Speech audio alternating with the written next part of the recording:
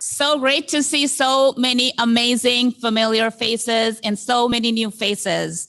Welcome to our 2021 Inclusion Summit in person. Yay. Welcome to all of those who are joining us online as well. For those of you who don't know me, my name is Sanjita Pradhan, and I'm the proud Director of Diversity and Inclusion at the Greater Des Moines Partnership, and really very thrilled to welcome you all this morning. Last year, this event explored baseline definitions and themes around equity. This year, we are going to take another step forward by exploring equity in action. As we experience today's program together, let's contemplate questions like, what actions can I make to identify inequities in my organization and society? Who is impacted by these inequities? How am I impacted by these inequities? What actions can I make to influence the most vulnerable and inequitable practices, processes, and systems? It is our hope that these questions will lead each of us to at least one action item that benefits our lives and organizations. Right now, I invite you to participate in today's first Action for Equity, a land acknowledgement. Let's begin. We respectfully acknowledge that we are on the traditional land of the numerous indigenous tribes and people of Iowa, the original stewards of our land. Our state owes its name to the Iowa Nation. We offer our respect to their elders, both past and present, as well as future generations. To acknowledge this land is to recognize the long history that our place in our history. It is to recognize these lands and waters and their significance for the people who lived and will continue to live in this region, whose practices and spiritualities were and tied to the land and the water, and those whose lives continue to enrich and develop in relationship to the land, waters, and other inhabitants today. As we learn about diversity, equity, inclusion, and as we celebrate Native History Month this month, we acknowledge and honor the rich culture of the indigenous people and their contribution to our own. Now, to provide a brief overview of land acknowledgement, please welcome our Inclusion Council member, volunteer extraordinaire, commissioner from Native American Commission, Tim Perkins. Thank you, Sanjita. And as is indigenous custom, I want to acknowledge any of my elders that are here and the veterans. I see Captain Waldron and Sergeant Hall. I think it's still Sergeant Hall. So a land acknowledgement is just paying honor and respect to the indigenous people that have been here since time immemorial, to recognize that we've been stewards of this land for the whole time. And that there's a long-standing history that goes beyond the history books. When I go to Iowa schools, I always look at the history books, and for indigenous people, there's a page and a paragraph. So there's a lot more to it than that. So, next slide. So some tips on land acknowledgements. Land acknowledgements can be tailored to your event, your organization. They can be in print. You can have someone do it. But the biggest key is it does not have to be an indigenous person who does it. A lot of people are reluctant to do it because they're worried that it has to be an indigenous person. It does not. As long as it's respectful. If you are going to use tribal names, please try to learn how to pronounce them to show some respect. And if you're doing it in a very small area, like just Ankeny, there'll be a link on the PowerPoint that will be with the presentation that'll show you exactly what tribe was there. In the slides, I have a list of all the tribes that are in Iowa. It's a pretty big list. That people think there's only a few tribes that they're familiar with, like the Meskwaki, maybe the Dakotas, but there were quite a few other ones during westward migration. And I have a sample in there. If you want to contact me through the partnership, I can send you many more examples or help you craft one. Thank you. Thank you, Tim. I'd like to now welcome Micah Kiel, Iowa Community Relations Leader for Wells Fargo and the 2021 Chair of the Partnerships Inclusion Council. Good morning, everyone, and good morning to those online. We've already got started with some great actions for equity as part of our theme today. And now we're going to take another step. It's pretty simple. It's just listening. We invited a number of community leaders to share with us inequities they see and experience themselves every day living in our community. Partnerships film team did a great job capturing their stories on video. And so as we watch this video in a moment, please consider those emotional, psychological, financial impacts that could be the result of the stories they share. And as Sanjita did before, invite you to think about some questions such as these. How do we personally or as an organization perpetuate some of these inequities? How can we work on dismantling them? Let's listen.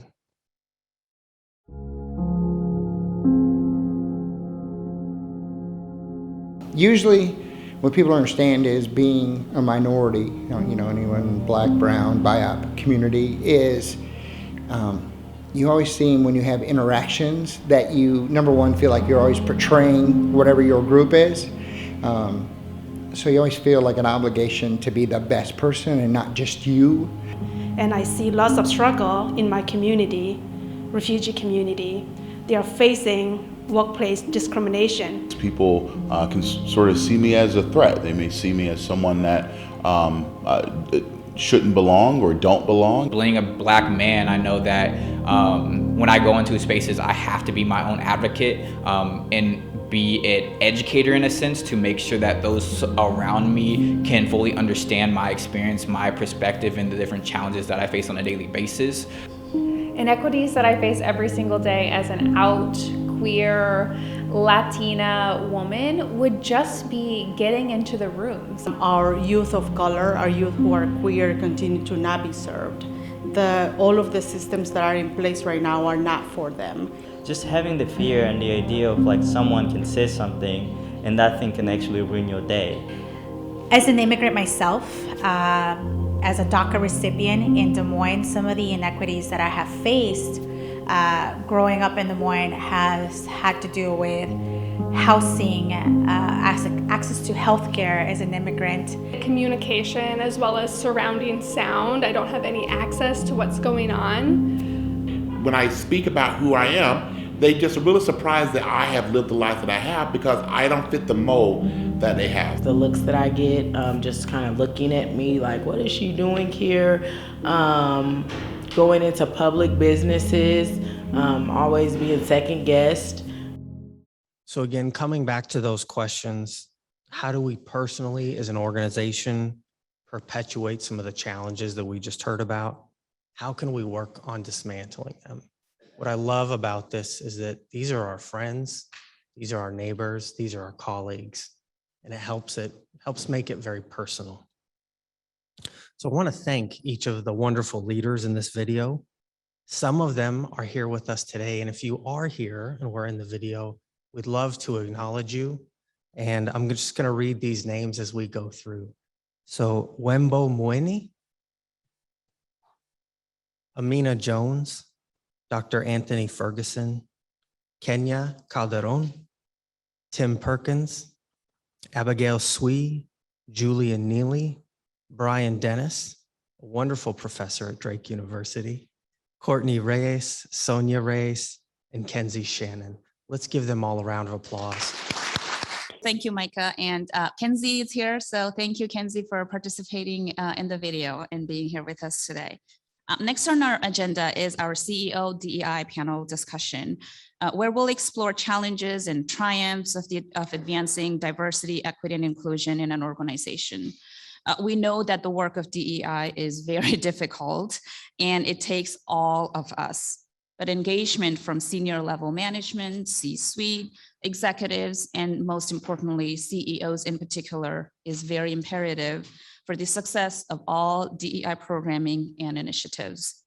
We have seen great progress and effort from our local CEOs to stay engaged and keep learning about DEI and lead DEI authentically.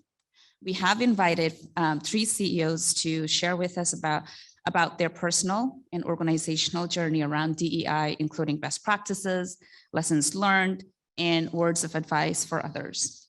Please help me in welcoming our CEO, my CEO, Jay Byers, President and CEO of the Greater Des Moines Partnership, to share his welcome remarks and introduce our CEO panel and moderate this session. Thank you so much, Sanjita, for your leadership. Great job with working with the Inclusion Council to put this amazing event together. And thank you to all of you who are here today and who have made diversity, equity, and inclusion a priority for yourselves and for your organizations.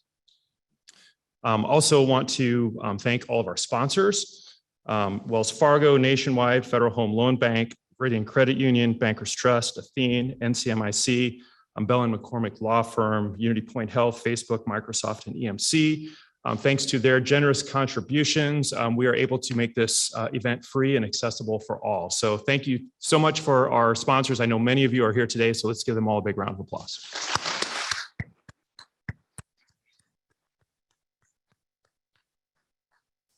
Again, thank you to our Inclusion Council for not only what you've done to put this forum together today, our summit together, but for what you do all year round to really drive leading discussions on diversity, equity, inclusion in our region, and really pushing all of us to continue to do better and continue to move forward on our journey. Also, a big thank you to DMAC for hosting today. DMAC has been a very important part of my personal inclusion journey. My daughter, who has autism, who many of you know, has had lots of struggles, and my wife and I have had to be fierce advocates, like all of us as CEOs need to be, for diversity, equity, and inclusion for our entire community. But proud to say she is now a DMAC student and doing well. So this is a girl who couldn't say one word. She had 0 words at age 3. So it's been a real miracle story. So big thanks to DMAC for being part of that journey. We really appreciate that very, very much. And thanks for hosting us today. The work of diversity, equity, inclusion is ongoing, and this must happen at all levels of our organizations. We know that, but the commitment must start at the top. And this has become more clear than ever with the events of 2020 and the events that continue to shape our world in 2021 and beyond. And as many of you know, the Greater Des Moines Partnership has made DEI a priority for our organization and for our region for many years. And many of you in this room have been part of that work for a long, long time. We first launched our Inclusion Council way back in year 2000 and our Inclusion Awards in 2001. We've been hosting multicultural receptions and other DEI programming for many, many years.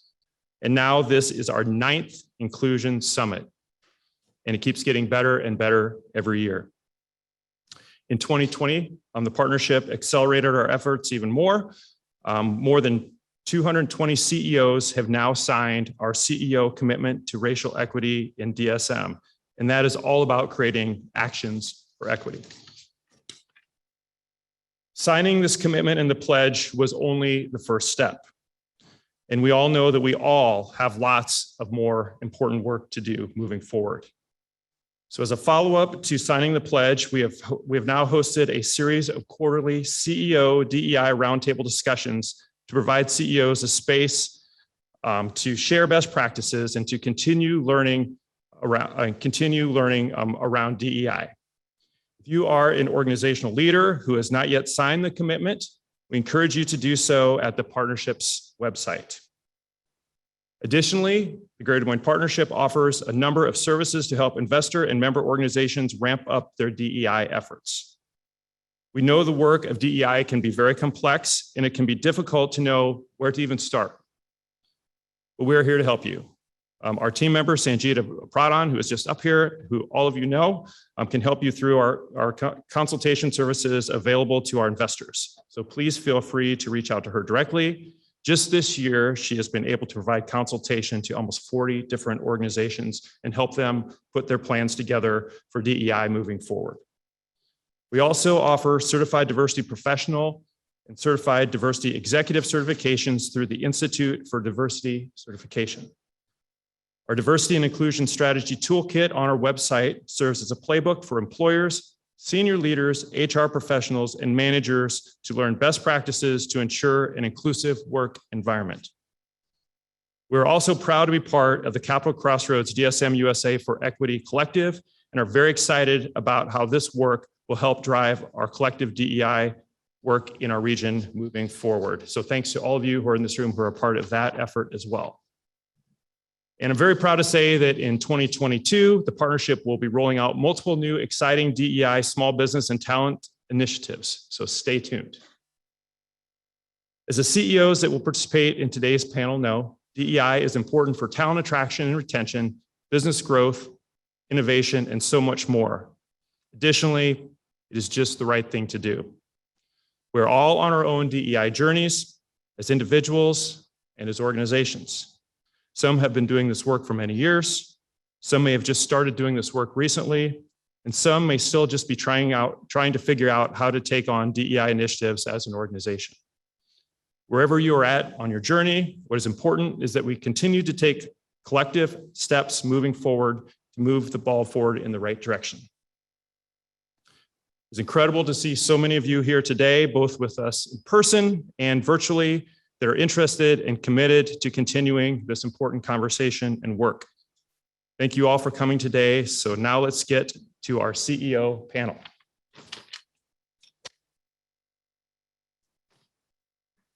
So I will ask our panelists to come forward and join me up here, and we will engage in a very lively discussion here this morning. And we'll also be taking questions from all of you here in the audience and virtually. So joining us today are Dr. Angela Franklin, President of Des Moines University, Susana De Baca, President and Group Publisher of Business Publications Corporation, and Renee Christoffer, President and CEO of Veridian Credit Union. So please join me in welcoming our distinguished panel. Well, let's go ahead and get started. And I think what we're going to do is everybody should have been provided some bio information on all three of these great leaders. I know many of you know them, but I think what we'll do to start, and maybe we'll start with you, Susanna, is just share a little bit about you and your background and your personal DEI journey. Okay, excellent. Well, thank you, Jay. Thank you, Sanjita, and hi, everybody. I'm Susana De Baca, and I'm the, okay. Can you hear me now, or do I need to? Oh, let's just go full nightclub here, right? Go. All right. Watch out, everybody, right? So thank you, Jay. Thank you, Sanjita. Hello, everybody. I'm Susana De Baca, and I'm the president of Business Publications Corporation, and I am an Iowa native. And my DEI journey, it really sort of stems from three different things. One, I'm a mixed race Latina. Secondly, I'm a woman who has had a business career. And thirdly, I come from a family that had a very large number of gay people, LGBTQ individuals. And those three things have shaped me both professionally and personally, and have really been, I think, influential in my own diversity journey. So I'll unpack that a little bit and then pass the mic on. I grew up here in Huxley, Iowa. How many of you have ever been to Huxley? Yeah, we've got 2 cases and a come and go now, so it's growing. My father was from Santa Fe, New Mexico, came here to teach at Iowa State, and my mom is a nice Northern European farm girl. She said that until she went to New Mexico to meet his family, she didn't really realize that she was marrying somebody from a foreign country and a different culture. And in Huxley, Iowa, we were the only family that was not just Norwegian and Lutheran. We were mixed and we were Catholic. And while I don't fit a lot of people's stereotypes of a Latina, our family did not fit in really very well. And so that shaped my upbringing quite a bit. My dad's take on his own heritage was there's no reason to volunteer that you're Latina. Just go with the flow, just fit in. he experienced a tremendous amount of discrimination. And so dialing that up, didn't do him any good, and he didn't think it would do us any good. So growing up, I guess what I would say is I passed, and there wasn't a lot of pride in my heritage publicly. In my career, I went on to work in finance on Wall Street, and I was always the only woman in the room. And while I'd been raised by a group of feminists that said you can do anything, they had not really prepared me for the obstacles and barriers I would face as a woman, generally pretty subtle when I was in business school, but in the work world, pretty overt. Harassment, microaggressions weren't really micro. It was pretty full-fledged, but I made a lot of people a lot of money. So I did really well and advanced in that career. And so kind of learned how to play the game. And then thirdly, as I said, I come from a family with a fair number of LGBTQ individuals. My aunt was gay. My sister is gay. Now both of my stepsons are gay as well. And that was also very overt discrimination that I witnessed. That held back individuals' careers, was really difficult in terms of fitting and belonging. A huge amount of hatred, I would say, around that identity from my sister. So all of those things shaped who I was. A lot of confusion over my own racial identity, a lot of defiance and determination that I would do well as a woman in business, no matter what. And then watching people I loved really face an enormous amount of discrimination made me look at the workplaces I was in and made me think about my own leadership and how I wanted to try to come across and to build organizational culture. So that's kind of my short story. Dr. Franklin? Well, thank you very much for the opportunity to be with you today. It's a pleasure to see all of you here. It's great to see people in person. We all have our little badges, new opportunities to engage, but also do it safely. So I'd like to just share a little bit about my journey here. And for those who know me, I've been at Des Moines University now for 10 years as its 15th president. I'm a small town girl from South Carolina, growing up in the Jim Crow South. So my experience is really a truly lived experience of the challenges and the difficulties of living a life that's perceived to be not good enough, not respected, not achievable, not possible. And going against the grain my entire life has been a part of my story and my journey to where I am today. I grew up in a small town with a very activist family. My father very much involved in the civil rights movement, my mother an educator, in a small town that vehemently refused to integrate schools. So I was one of those kids that was forced to go into an environment where I was the only one, in an environment where I was not welcomed and not wanted. Though there are a number of stories like that all around the country that you hear, but what comes along with that experience of being initially denied access, forced access, and then how you endure and survive in an environment where you may not perceive to be welcomed. Having parents that were truly activists and determined, I remember the messages was always about going against the grain and defying all expectation. And that spirit of always pushing forward and being determined to succeed was what was sort of built into my DNA as a little kid. And that message has carried me through to today, where I, years later, arrive at a place that also was not quite sure what to do when they saw me arriving on campus as a 15th president in an institution that had been around for over 100 years with only white male presidents. To be the first, to be the only person of color as the president of this university after 100 years, to be a woman as its 15th president, brought along with it a lot of those same challenges of, one, is she good enough? Yeah, does she really belong here? How in the world did she get here? Who brought her here? And will she be able to be successful? Were all of those same questions and concerns that I remember hearing as a little kid that came full circle to my current role at Des Moines University. Now, the Board of Trustees that selected me were pretty bold in that decision. I had not ever heard of Des Moines University. I had never been to Iowa. I got recruited here. And that message about the board choosing me as its next president was an important message that I would also like to convey today, because they were bold in their decision to step out and do something pretty transformative for them, but they were quite anxious and a little bit worried about how will I be received and accepted in the community, and would I be able to endure something that they perceive would be somewhat of a backlash or a challenge to my mere existence. So I arrived at Des Moines University in March 2011 with that backdrop of this little kid that, sort of the little engine that could. I think I can do this. I think I can do this, with all the self-doubt that comes along with, but will I be allowed to do it? Am I good enough to do it?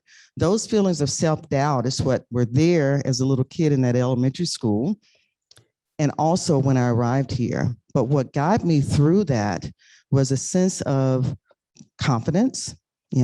I called it my body armor, not being able to be penetrated, because I grew up with this shield to make sure I could endure in spite of the attacks.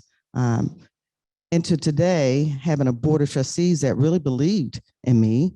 It took them a while to get comfortable with their decision. A few of them were comfortable in the beginning, but I believe there were a little bit of trepidation there about this decision.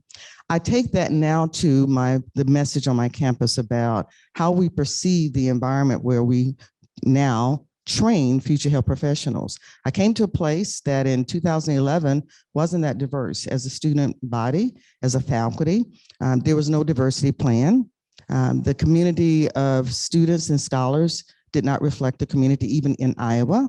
So how do you then transform an organization from being an institution that has a wonderful track record of excellence in health sciences to become better at preparing the next generation of health professionals, because the demographics and the patients that they will treat will be forever evolving. So we had to start with the beginning, and it began with, one, determining who we are, what is our mission, what is our reason for being, why are we here, why do we exist? And that mission statement had to include diversity. So our mission statement that was created in that summer of 2011 was that we exist to improve lives in our global community by educating diverse groups of highly competent and compassionate health professionals. We created guiding principles, with inclusivity being one of them. So this started in 2011 with the backdrop of people on my campus actually believing we didn't need a diversity plan because there was an African-American in the White House that we had overcome, we had achieved, and there are opportunities for all, and we didn't really need this. 10 years later, we have a very different dynamic, and I'd be glad to share a lot more details of what we currently do in the environment that we've created at Des Moines University, with the backdrop of we can and we must. It's an institutional imperative. Thanks. Renee. Thank you. Good morning, everyone. Thank you for having me here today. These two are tough acts to follow, but I'll give it a shot. I am from Waterloo, born and raised. My journey started long ago, actually, when I was a young person, right? So being in Waterloo, it's a very diverse community. I also attended school in the Waterloo Community School District, which is very diverse. And so that's something I loved and appreciated and valued growing up. And then later in my life, my dad developed a disability, which gave me a new appreciation for some of the challenges and experiences that he had. And I started working at Veridian Credit Union as a young adult, and I quickly realized that the values of the organization aligned very well with my personal values and my DEI journey. The credit union's been focused on diversity, equity, and inclusion since the early 90s, and I think that's about when I came on board. And so it's been a wonderful alignment, and it's an emotional connection for me to the organization. And I would also point out that I'm very fortunate to also have the support of a board. About a year and a half ago, I was selected as the CEO of Veridian Credit Union, and I'm very honored and thrilled with that. It's been a great experience, and we're having a lot of fun. One thing I will mention is that only about 15% of credit unions our size in the country have female CEOs. So I know I'm definitely in the minority, but I give it my all, and we're doing good things and providing great things for our members and accomplishing great results. So we're looking forward to a bright future. And I would also say that Veridian Credit Union has been one of those experiences for me where, you know, while I have had a ton of support and mentors and experiences throughout my journey where they've given me those opportunities to grow and develop, we have 60%, over 60% of our staff are female, and over 60% of our management team are female. So I've always felt part of that environment and included, and like I was invested in and valued as an employee. So it's been a great journey for me, and I'm looking forward to the future. And thanks for having me. All right. Well, thanks so much for the opening statements and a glimpse into your histories and your experiences. So I've learned a lot already. Let's dive into your organizations, and Dr. Franklin, we'll start with you this time. So what are some of the best practices that your organization, DMU, has adopted around DEI, and what are some success stories that you'd like to share with us? Okay. Well, I sort of alluded to the fact that we had to start with the beginning of establishing who we are and our purpose. And that mission statement is what then drove us to where we are today. And that mission is still with us and resonates with us, that we actually have adopted it as an institutional imperative. It's not just a nice thing to do. Inclusivity being a core value that was established in 2011 meant we don't just use those words to put on a nice billboard or a sign in the office. We have to live those experiences, and we have to create an environment where our students feel welcome, our employees feel welcome. So one of the first things that we did, there wasn't anyone in the role of being in a multicultural affairs space. There wasn't a DE&I person. This was at a time when it wasn't the newest in vogue thing to do, which of course is more what we're seeing today, that everyone now is getting on board with this. So we started with me creating a role of a director of multicultural affairs. That position did not exist. There had once been a diversity coordinator in admissions that would go out and just recruit and try to recruit minority students. That position had been sitting vacant for years when I arrived in 2011. So changing the dynamic from it being just a recruiter to see if we can get minority students, but creating an office of multicultural affairs was the first step. And I remember there was a lot of resistance to the idea of what do we need that for? And what is this person going to do? So we created the role of a director of multicultural affairs, and it was initially in student services, even though my ultimate goal, baby steps, was to create that role and then eventually bring it out from under student services, because there was so much more to me for creating an environment that's not just about diversifying our student body. It took a while for the campus to get on board with this idea that it's much more than how many students you have or how many employees. It's creating that environment. So this director of multicultural affairs, was recruited, and we were lucky that we got a Dr. Rich Salas. Some of you may know him, who was way more than anyone would have thought we would have gotten for that role, because they thought, well, we just need sort of a coordinator type, right? Just someone that can help us recruit students. The vision was much more, but it was hard to get the campus on board with the idea. And then as time went on, bringing Dr. Salas on board, who actually had lived in this space himself personally in another institution, to start creating programming. So we began the process, he arrived about a year later. We began the process of creating something much more than diversifying a student body, but creating programming around preparing the next generation of health professionals. So I proudly can talk now about all the many programs we have under his leadership, which started with just a diversity health series. How do you get students in the health professions to understand the value of ethnic diversity, our broad definition of diversity? How do you prepare them for a very changing demographic? The patients that they serve were going to look very different at that point than what they may practice and have crossed their threshold as they go out to practice. So the Diversity Health Series was one of the first things we brought on board. Then we have now gone full forward with implicit bias training. We have, anti-racism tracks. Our students then got on board with the social justice series as well. The ultimate goal was to not just have it be the add-ons and the lunch and learns, but incorporate it into the curriculum.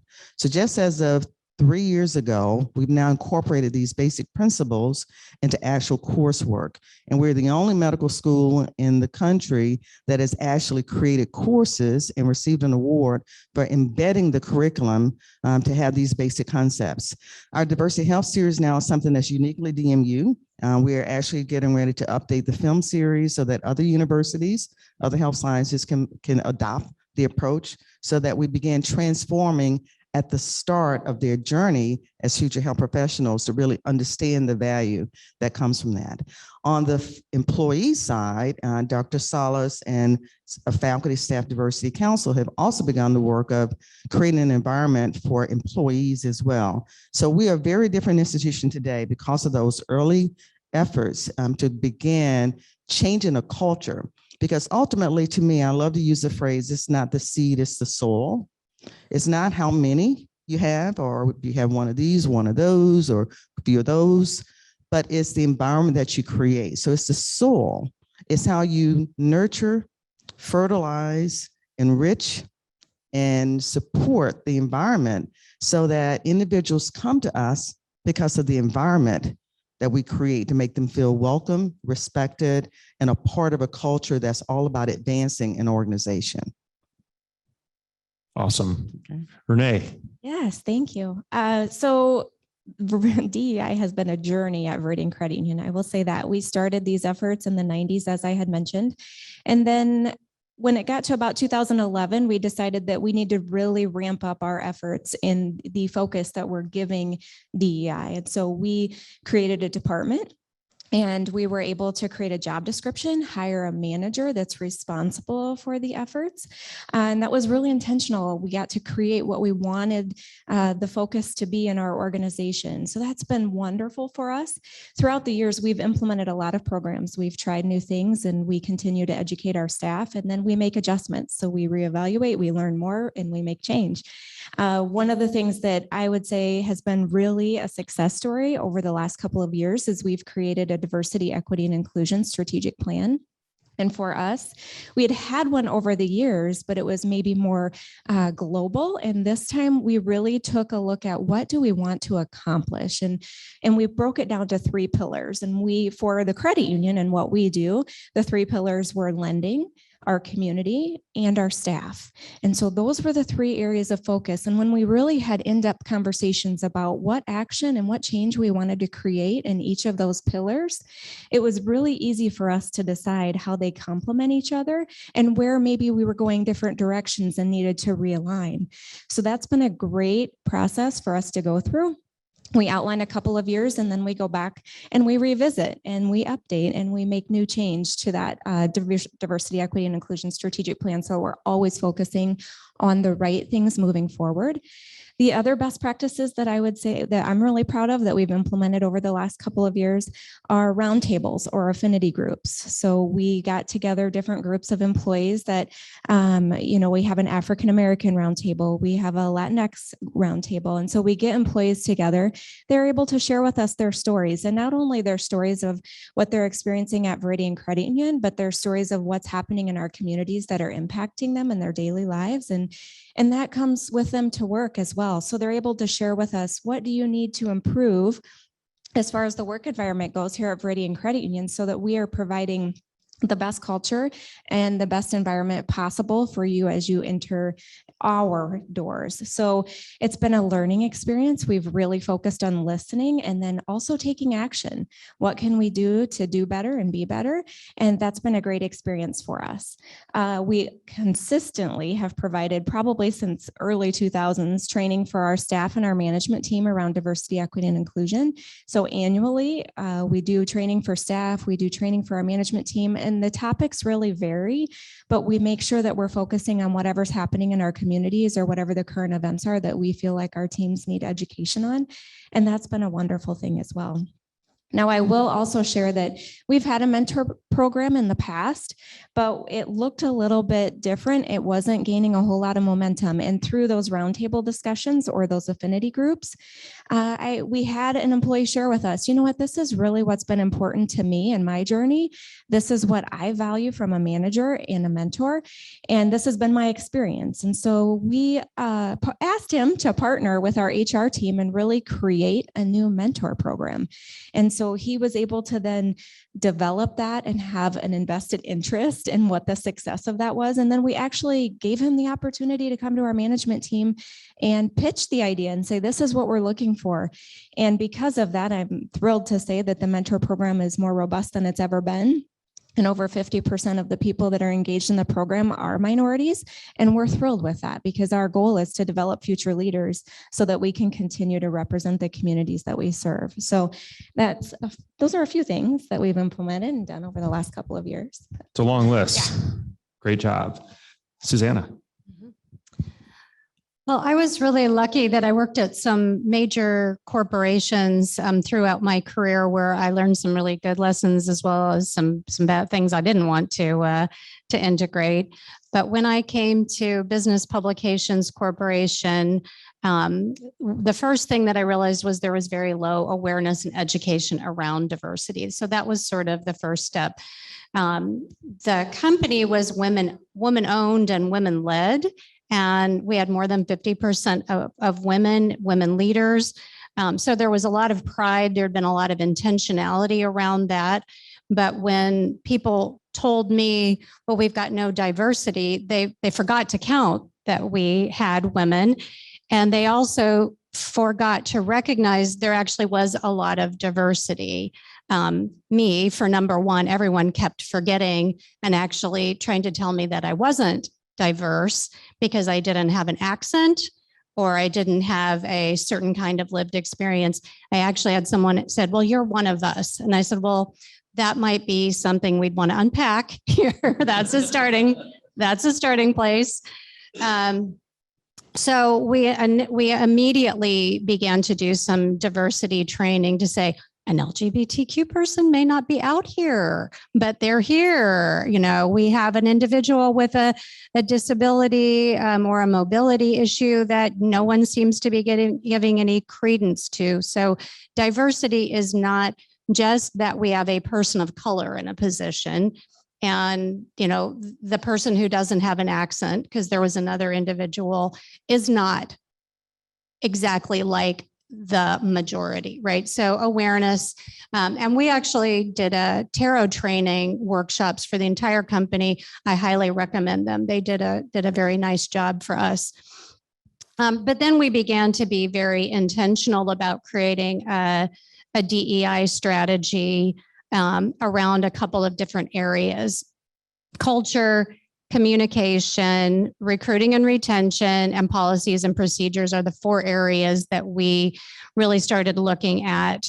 But the easiest thing that we could do, and in my opinion, one of the most important, was to be very intentional about creating plans for how we as a media company cover and elevate diversity. I said, we have a voice and we have choices in how we use that voice. And I don't necessarily see great representation in our own pages. And I'm just being really open here. A lot of pushback from people who said, well, we cover business leaders as if ... right? And I said, well, there are a lot of diverse business leaders. And then the answer, I mean, it basically came down to, we don't know them and we don't know how to find them.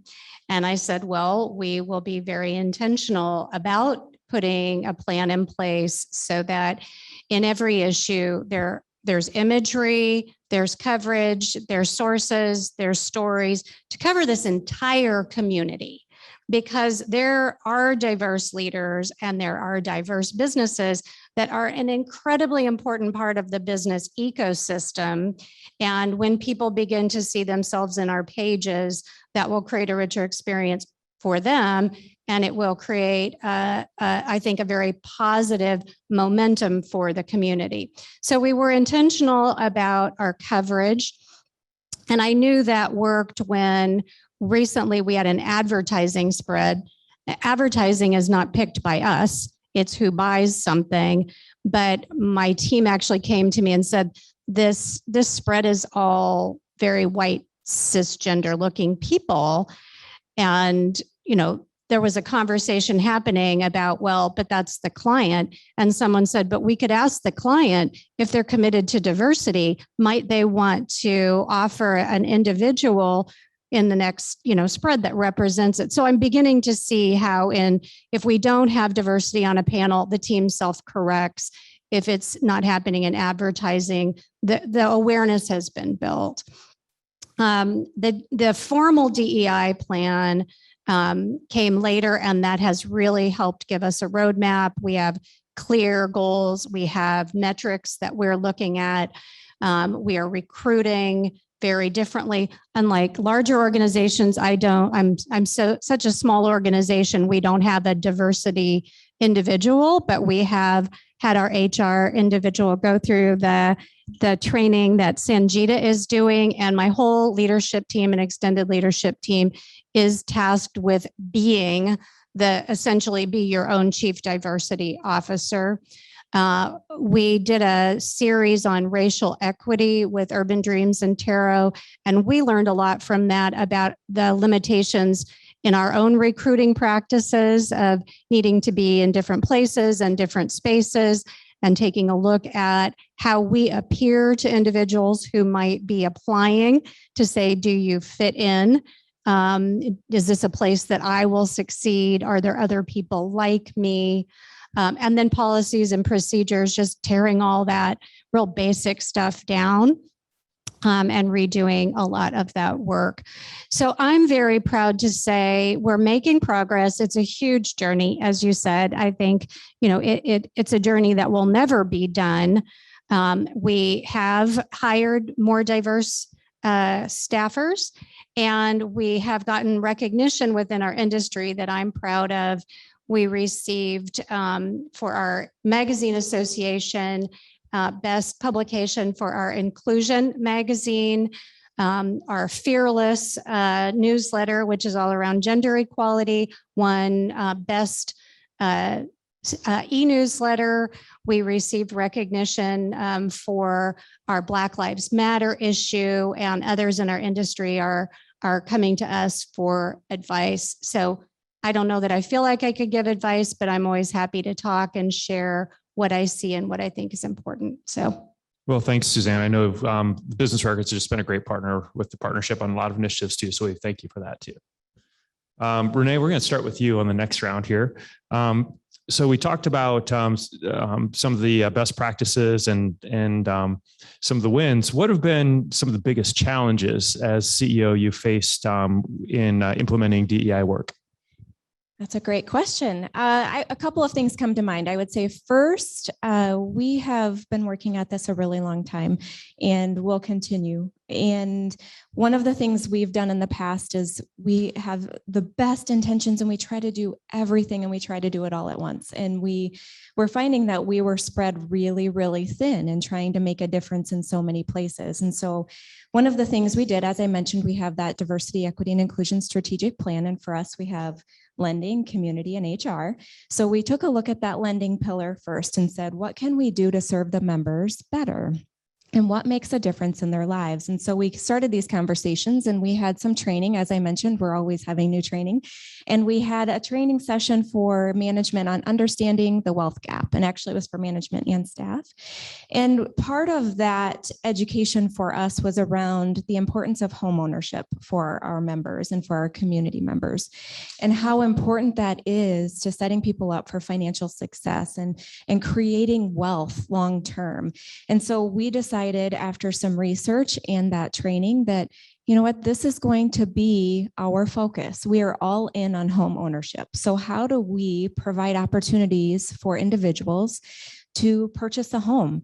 And we have aligned our community pillar and our lending pillar towards that goal specifically. So everything that we're doing around financial counseling, everything that we're doing around our mortgage lending teams or our partnerships with Habitat or our community donations, a lot of those things you'll see are focused on home ownership because we can move the needle and we're already seeing so much progress. And when you can see hundreds of people already in a home that may not have otherwise qualified or may not have been able to have that opportunity just a year or two ago, and we're making that difference, I think it's just rallied our troops and we are so excited and passionate about that. So it's just been a great switch for us in focusing on something that we can really make a significant difference.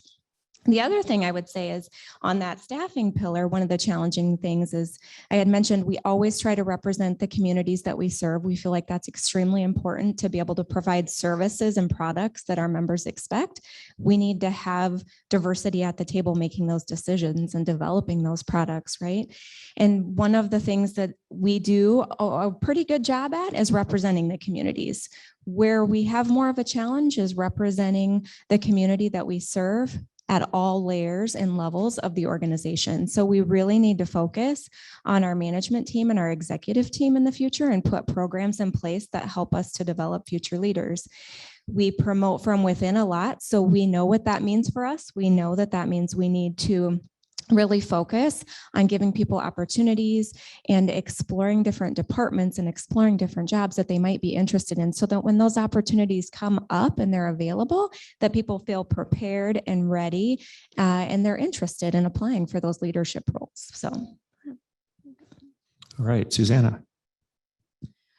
Well, one of the challenges that I mentioned was simply awareness. And I think that continues to be one of the biggest challenges that we have. I think a little bit like you said, Dr. Franklin, when there's something symbolic, then they're like, oh, we're done. Okay, that's great. How long do we have to keep doing this? So awareness building and training to me have been something I've just tried to integrate into the whole culture versus you come to the DEI training once a year and say, okay, we're done with that. Is how do we really shift our entire culture and be lifting awareness at all times. But just even around the nuances and the subtleties of what does representation in coverage, language that we use as a media company, and really respecting people's stories is incredibly important. So awareness is one. Time is another barrier, and I think a lot of people or challenge face is if you spend so much of your time talking about any one thing, how do you continue to run your business? So again, how are you integrating that into what you're doing?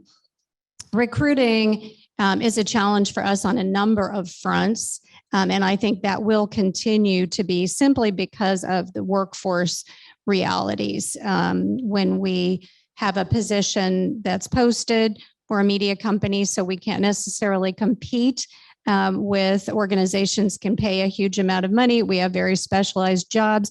These are the same kind of things that every company talks about, and so how does our commitment for diversity and maybe transferable skills fit within? We've got an immediate need for somebody who can do this specific thing right now.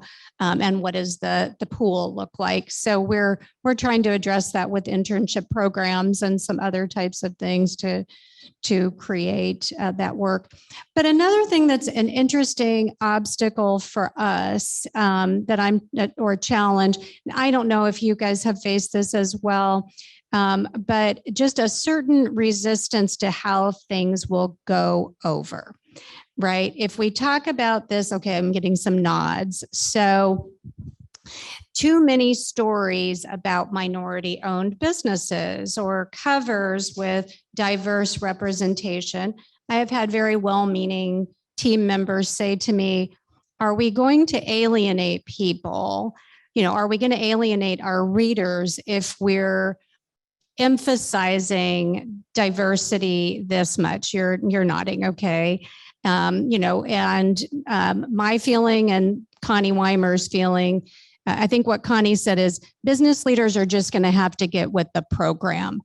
this is the workforce. So if I have a woman with a bow tie on the cover, I'm not worried about offending somebody.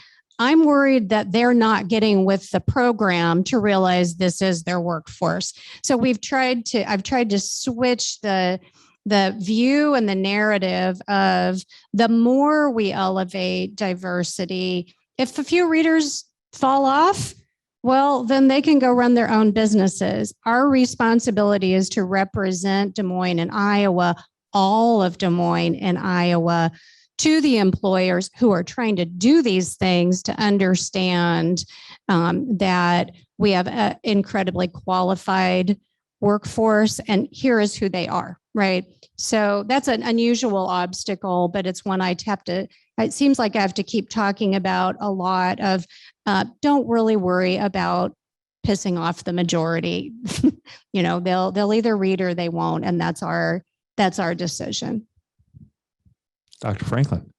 Well, I was smiling as Susanna was talking because you touched on something that I would like to just lift up now, which is probably the elephant in the room. The mere fact that we're having these conversations in some circles would be perceived to be too political. So our greatest challenge has been navigating the politics of some of the work that we do, and how do you, as well, with us, we're a private institution and we set our own standards, and we don't have to adhere to some of the challenges that other public universities have to endure. But that creates an undertone for us of where does DMU stand on these principles? And we go back to the mission, we go back to the core values of the institutions, those guiding principles, and we create an environment where we have safe zones, where we can freely talk about these things. We're an academic institution, so the debate is welcome. But I would say one of the greatest challenges, after the George Floyd murder last summer, was when our students, and we have a very talented group of a younger generation that's all about doing the right thing for the right reasons. And they drove initiatives on our campus in a way that no one had ever experienced or seen before. Now, the Black Lives Matter movement was happening all around us. There was a lot of concern and questions about the politics of that. Where's DMU going to stand? And our students said, we must take a stand. We take a stand in our own way because we are future health providers. So there was some of you may be familiar with this, the White Coats for Black Lives movement. So medical students all over the country decided to do a movement around the George Floyd murder and do a White Coats for Black Lives event. And when they came to me to say, we want to do this, and it wasn't our students of color that initiated it. So there was a real movement on campus to do this. So we took a stand on behalf of the students and the entire campus community, with everyone standing in solidarity in white coats, kneeling for 8 minutes and 46 seconds, with a full quad of our student body, including faculty, staff, and others, kneeling. Now, the pictures of that went viral, and you can imagine an alumni base that may or may not have necessarily understood what it represented, but that was probably one of the greatest challenges with, although small, but a small number of our alumni perceiving it to be because of who the president is and what the president looks like, that it is clearly one of those leftist Black Lives Matter movements, and it was all about me and my politics. So trying to endure a challenge as a leader of an organization that's all about standing on basic principles, and in the minds of those future health professionals, we are first to do no harm. So they saw the George Floyd murder as a violation of human rights and dignity, and they took a stand against that.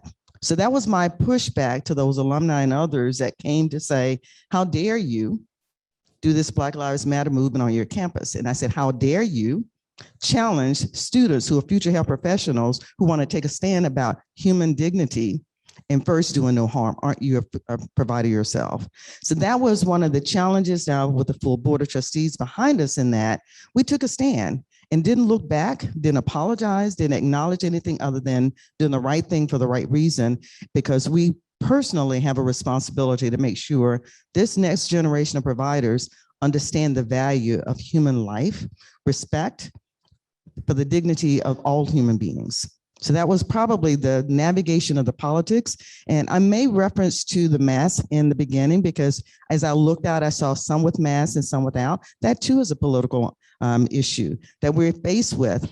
We are all to be respected for the positions that we take, but also respecting those who may choose to do something that's different than us, and being able to live with civility and solidarity for the right things for the right reasons. So I acknowledge that intentionally, because I see that that too is an issue of how do we respect people in their own dignity and their decisions, trying to do the best thing for themselves without belittling, putting down, or embarrassing someone for choosing to take a stand and a statement in a way that may go against their own personal views.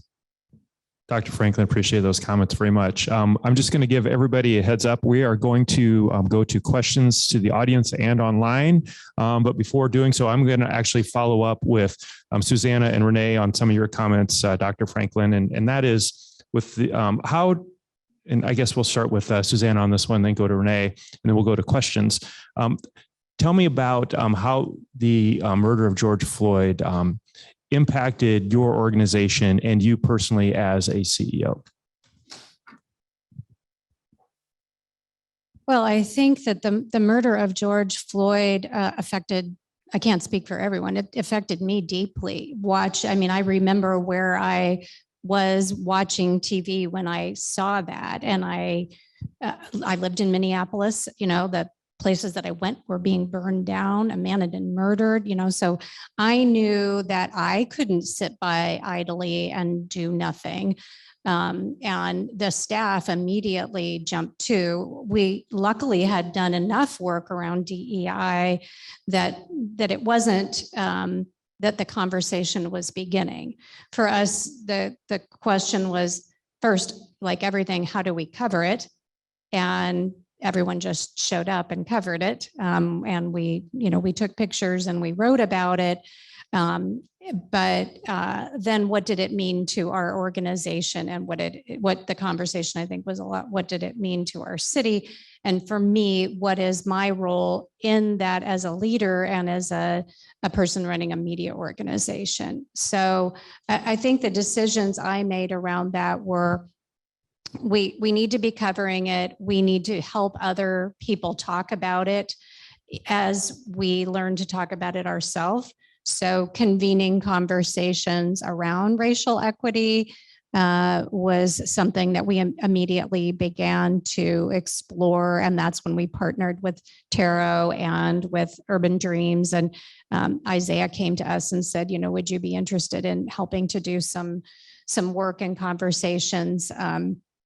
So, trying to figure out how we use our voice and we use our ability to connect people was very important. But we had a lot of conversations with our team about what that meant. And I never wish any crisis on any organization or the world, but between the pandemic and the events with George Floyd, people's eyes were opened.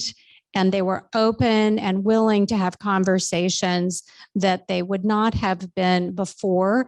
And I have seen progress as a result. So I think we can honor George Floyd and his life by saying, you gave your life, and a conversation resulted. Not always easy, right? But we would be disrespectful if we didn't use that opportunity to really examine our own hearts and minds and how we operate in the world. So I guess that's how I think about it.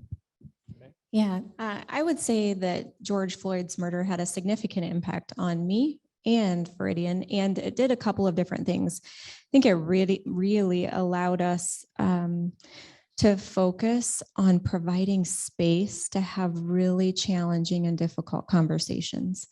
And the other thing it taught us is the value of really listening to one another. I personally reached out to several of my coworkers and said, how are you? And let's just talk. And you can learn a lot. And those stories are heart-wrenching. I shed tears over some of the things that were shared with me and the experiences that people were having and how difficult that was for them. Those events were terribly challenging. And So I think for us as leaders, one of the most important things is just to make sure that we reach out, we check in on people and we see how they're doing, and then we take action and we try to create change and make the world more inclusive and a better place altogether. Dr. Franklin, anything else to add? I'd just like to maybe add that, you know, having opportunities for people to hear the stories is important. There's also a responsibility we all have to become more aware or self-aware, understand our own implicit biases. We all have them.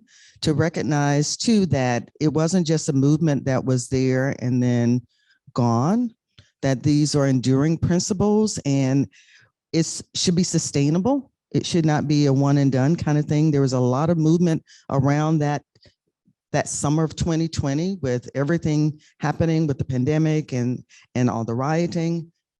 But ultimately, as that subsided, some of those conversations subsided. And it's really important as leaders that we keep our eye on the prize, because ultimately it's about changing our environments, changing our cultures within our communities, and changing the world that we live in for the better for all people. And it's not a one and done kind of thing. It's not just window dressing to say we've done these things, we've offered these workshops, we've hired this new person, but don't give them an opportunity to be heard, to help transform organizations. It's not a check the box moment. It's how do you incorporate and transform the communities that we serve. All right, we're going to go to questions. Does anybody here or virtually have any questions? Just go ahead and raise your hands, and we have some mics that will be brought around here.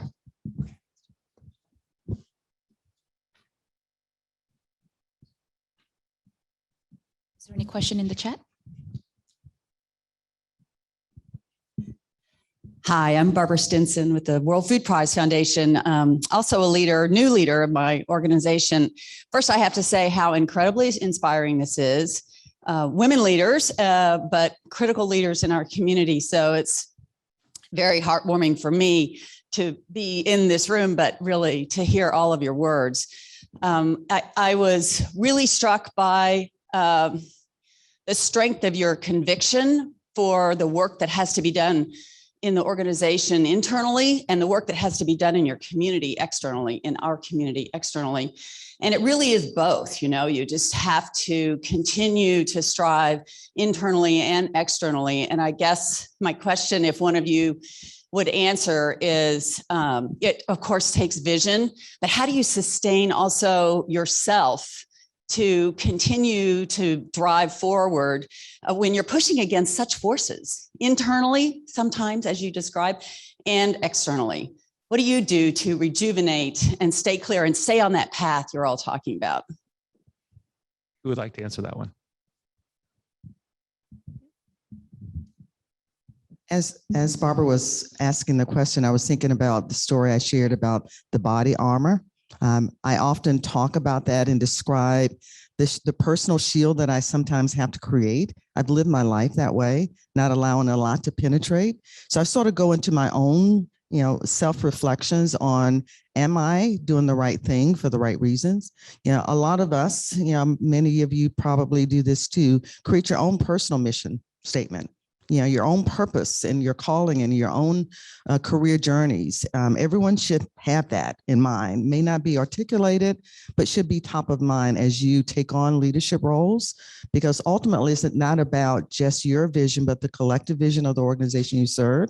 So I'm very deliberate in reflecting on decisions that we make. I don't do it just alone. I confide in others to make sure it's not just a collective, not just my vision, but a collective vision.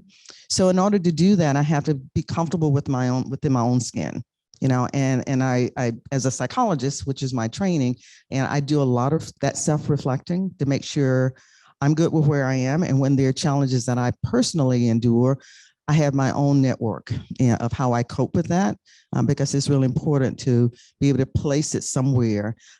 There's a phrase called compartmentalization in psychology. How do you take the issues of today and put them in the box and maybe keep the lid on for a time until you can deal with it?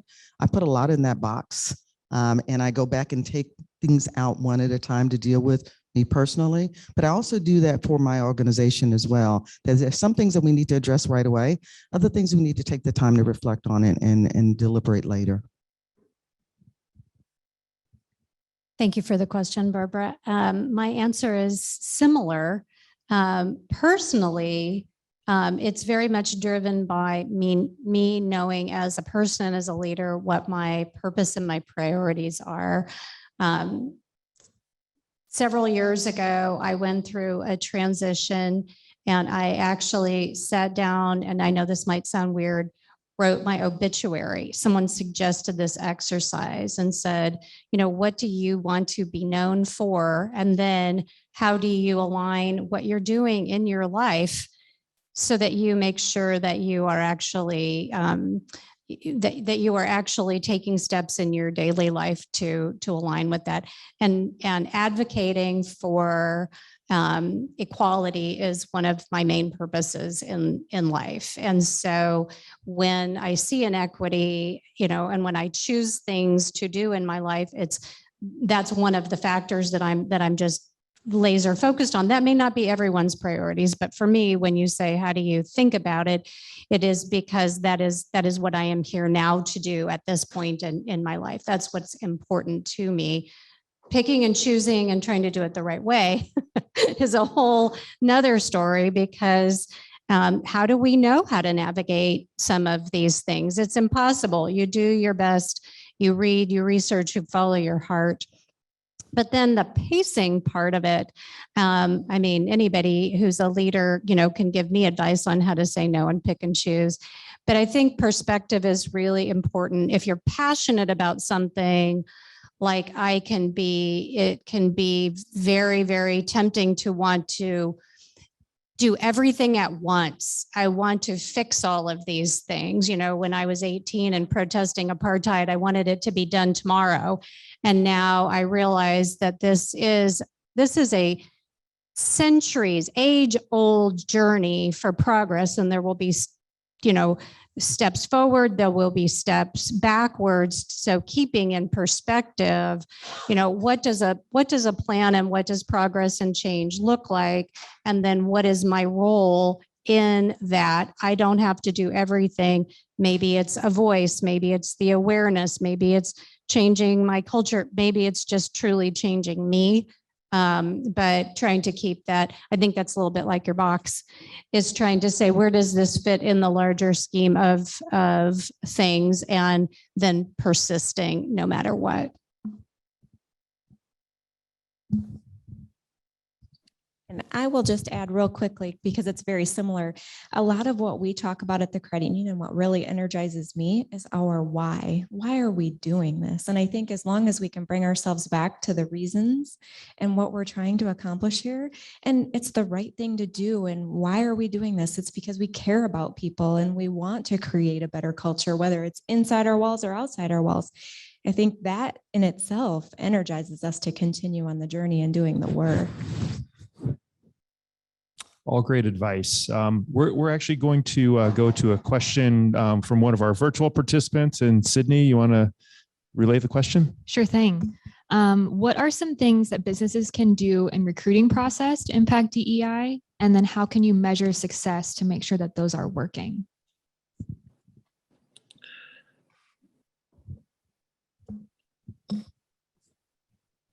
One of the things I think I've learned about recruiting differently is think differently. If you're not having the success you want, if there's no XYZ person applying for your role, it's not because they don't exist. It is because you are not looking in the right places. You are not necessarily presenting yourself in a welcome. I'm clapping. Thank you for the validation, right? You're not presenting yourself in a way that makes you look appealing, and that every single, look at every single part of your recruiting pipeline, from what does your website look like, who's making the calls, what do the forms look like, the first interview, what are you communicating? So I would actually say hire a consultant to help you break down and stop using the excuses that we have all used for years about nobody is applying for my jobs, and think incredibly differently. And then when that person comes, examine your experience, because hiring somebody is just the first step. If you don't have a truly inclusive workplace, you'll turn over, and that's no good for anyone. But try it. It can work. I'll just offer another scenario similar to my arrival in Des Moines. I had faculty members and other staff saying we can't get minority students to apply. We're Iowa and nobody will come to Iowa, and this isn't a diverse state. I asked one question, where do we go recruit students? And they had never bothered to go to the HBCUs in Atlanta or Spelman, Morehouse, the places where most other universities will actively recruit talented students of color. So there are some tactics that could be used, and also with employees. So there was not a deliberate effort to figure out what you can do differently. But as more and more people say, well, we can't get them to come, I said, well, remember, I'm here.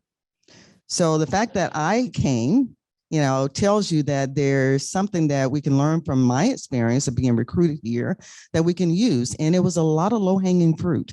My board of trustees went the extra mile to make me feel that if I were selected and come here, I would be coming to a community that would be very supportive.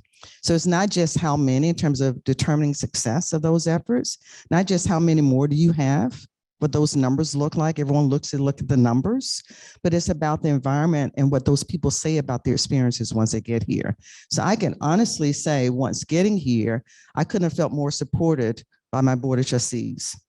So when now our students come, they can say, we feel very supported by this organization. So by word of mouth now, they're telling the story about, come on over to Des Moines, Iowa, come up to Des Moines, Iowa, to Des Moines University, because you'll be treated in a manner that gives you the opportunity to thrive as a future health professional. Okay, so that's excellent. And I would just add a little bit to that, is that when you have the culture and you have that inclusiveness and people feel welcomed and like their perspectives are needed and wanted, and it really does generate conversation and it generates referrals. So what we have done is implemented a referral program where we incentivize our staff to go out and tell their friends, their family, others in the community about positions we have open. If you like what you see here, if you like how you feel when you enter our doors, tell people about it, please. And here's a little extra bonus for you if you do that. And they start with Veridian credit union and stay. So I would just add that. And then also, I think it's important to network in our communities. All of you, many of you probably know each other and you have longstanding relationships. And so we do reach out to our networks in our communities and say, okay, this is a position we have open. Do you know anyone? Can you help us find someone that would fit in our culture of inclusiveness and diversity? And would they thrive here? So if so, please pass their names along. Well, unfortunately, and we're come to the end of our panel, but I'm going to have, as moderator, reserve one last question here. And so that is there any, we'll start with you, Susanna, and we'll just go down the row here. Do we have any final advice for any CEOs or future CEOs in terms of what they should be doing moving forward to be leaders in DEI? Well, that was hello. Yes. What I would say to my fellow CEOs is just practically, forget any moral imperative, right? Just practically, we have a workforce issue in Iowa. We have a very severe workforce issue in Iowa. And the answer to that workforce issue is inclusion. That creating a diverse, equitable, and inclusive environment for your clients, for your team, for your vendors, for everybody involved will create a more successful business. But like any kind of change in your business, it won't be without challenge, and it will require effort and intentionality. If you want to run a successful business in the future, in this state and in this world, get on the inclusion bus because we are here, we are diverse, and we are the future. I would like to just add to that as advice to CEOs here. It's really important to make sure that role that's being created, that individual or that group of individuals that you may have designated to be responsible for this work, they need to be elevated to the highest levels. In some organizations, it might not be a direct report to the CEO, but if it's not that the CEO recognizes the real value and empowers that group to really do good work, it's just a check in the box exercise and it won't transform that organization. So it must receive the highest level of engagement from the CEO down because it starts there. And if that message is not clear from the CEO that we value this and this is important, even if it's not a direct report, it needs to be an empowerment of the effort from the top. And can you guys hear me? Yeah, there we go. I would also add that as a CEO, be engaged in your business's diversity, equity, and inclusion practices and the efforts, the initiative. Make sure that you're present, that your support can be felt and heard. That goes a long way. And I think it's extremely impactful for people to hear your passion and your energy and the why. Why are we doing this work? And as you said, it starts at the top. And I think that message can be very, very clear, but your presence is even more impactful. Well, just a really great panel today. Thank you so much for your time, your leadership, and all that you're doing in your organizations and for our community and state. So let's give our panel a big round of applause.